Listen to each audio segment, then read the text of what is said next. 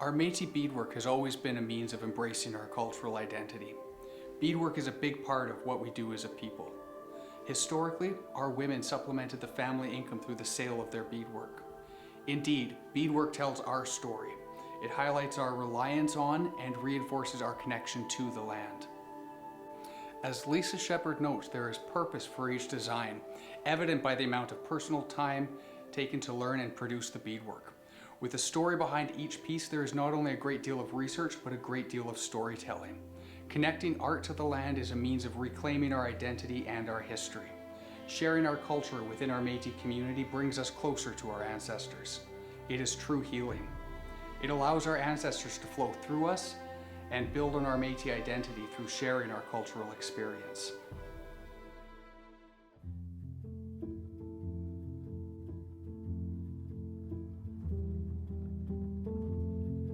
So Tanshi, my name's Lisa Shepherd, and I'm originally from Treaty 6 area in Alberta, but I now live in BC and live on Stalo land.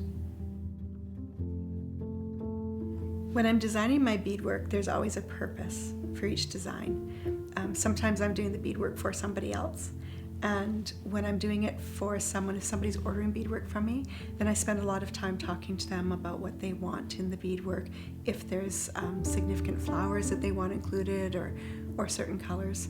Other times when I'm doing beadwork that I'm just inspired to do, then there's usually a story behind it. There's usually some reason why I'm doing the beadwork. So each piece becomes very unique because it's a bit of storytelling. I think the colors that I use in my beadwork is always inspired by nature. So I tend to really look at the flowers closely and see what makes them up and see how a yellow flower isn't just yellow. You know, it might be green in the very, very center, and it might have a lighter yellow in the center of that green, and then it grows out to a lime color or maybe an orange, and then moves into the yellow. And so I'll pay attention to the colors that I see in flowers. And I suppose in a way it's a little bit like painting with beads, just finding the bead colors that work. I would say each piece that I do has a slightly different process. Sometimes it's more planned out and it's drawn out on paper first, and sometimes it's just organic.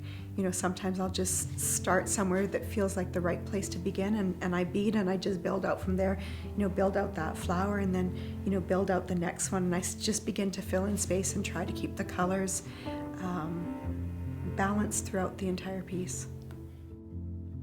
It's an amazing feeling, and it's very good for us. When we're working in flow, when we're doing our beadwork, our blood pressure is down, our heart rate slows. You just have a really good sense of where you are. It's an amazing thing. When I've taught beadwork, there have been times where we'll do a closing circle at the end of a beading workshop weekend, and so many times that the tears flow. So many times that somebody says, doing this beadwork, I felt like I was connected to my ancestors. I felt like they were sitting right in the room with me, helping me with the work that I was doing, and just being able to see the change that comes over them. And I just think there's no turning back. They know that now. They've experienced that. They know they have a stronger sense of who they are and where they come from. And there's no going back from that. It's an incredible privilege to be able to witness people moving through that. And just to know how settled they feel, how grounded they feel in having gained that knowledge, having gained that experience.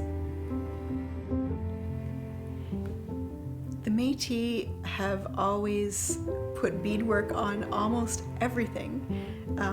If it wasn't moving, it was being beaded. If it was tied down, it was being beaded.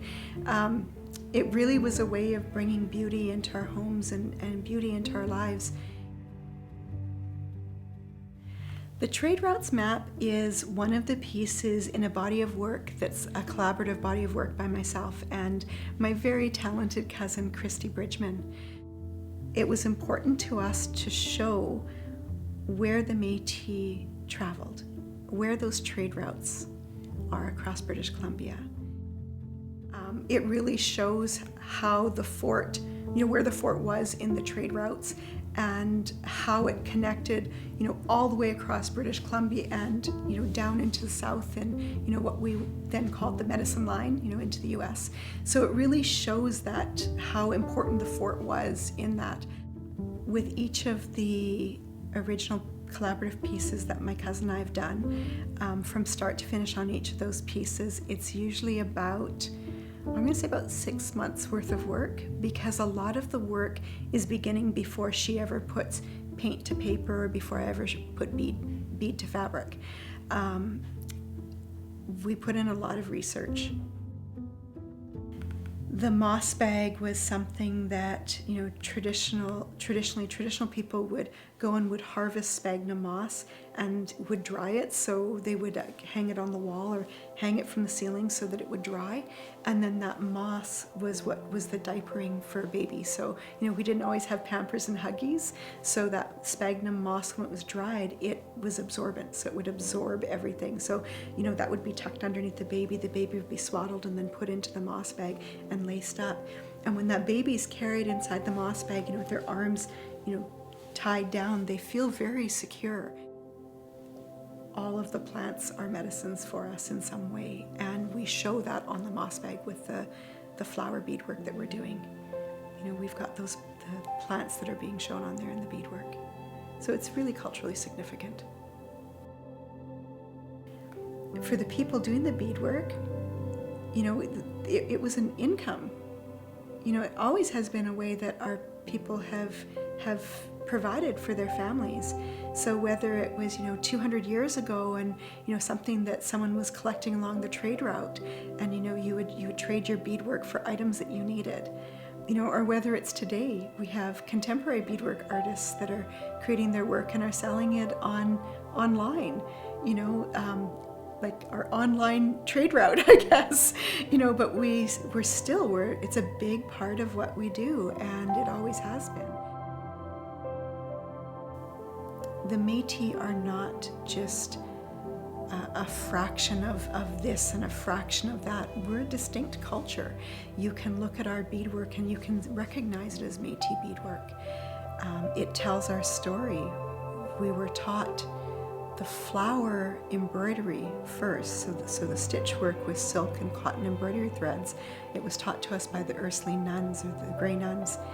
And when those little seed beads came to us along the trade route, we just took the same flower designs that we'd become very skilled at, and we started using the beads to create those flower designs. We were eventually nicknamed the flower beadwork people because we created this concept of doing these flowers in the bead designs. It's very much a part of who we are.